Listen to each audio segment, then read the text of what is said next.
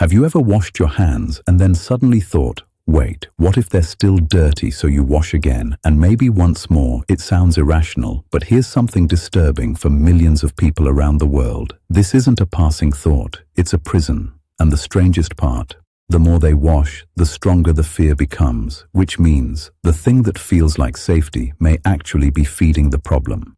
Imagine touching a doorknob immediately. Your mind starts racing. Who touched it before you?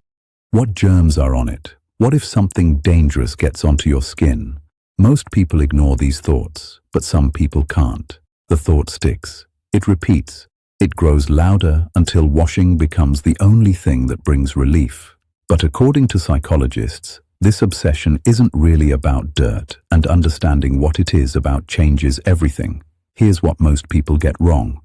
They think people who wash excessively are just extra careful. They're not. Many know. Their fears are irrational. They know their hands are already clean, and yet their brain keeps screaming, what if something remains? What if you're wrong? And that's the trap, because the human brain hates uncertainty, sometimes more than danger itself. Psychologists call this an obsession-compulsion cycle. It starts with a terrifying thought. I'm contaminated. That thought creates anxiety. Real anxiety. Your chest tightens, your heart races, your body demands action, so you wash, and for a moment you feel relief. But here's the cruel twist. That relief teaches your brain washing saved me. So next time the fear returns even stronger, and the cycle repeats again and again and again.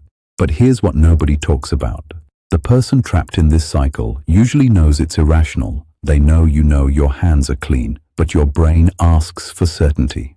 Not 99%, not 99.9%, absolute certainty. And here's the problem. Absolute certainty doesn't exist, not for germs, not for relationships, not even for life itself. Yet the brain keeps chasing it, and that's why the fear never ends.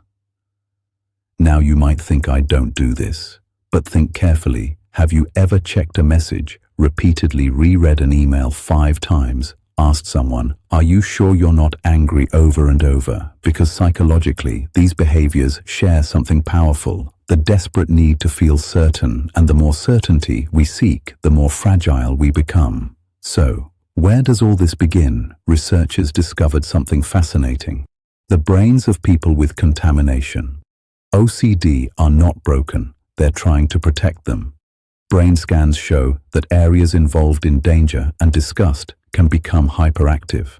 It's as if the brain has an alarm system that keeps ringing even after the danger is gone. Imagine trying to relax while a fire alarm screams beside your ear every day. That's what life can feel like.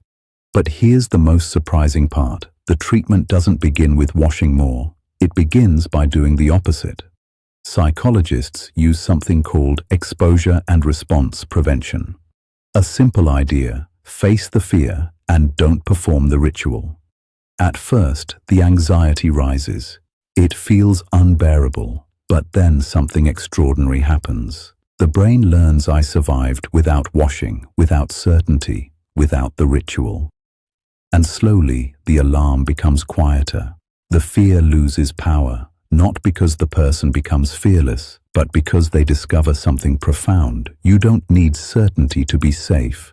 The mind is powerful. It can convince you that danger is everywhere, that clean isn't clean enough, that one more ritual will finally make you feel safe. But the same mind can learn, can adapt, and can heal, because you are not your fears. You are not your intrusive thoughts, and you are certainly not alone.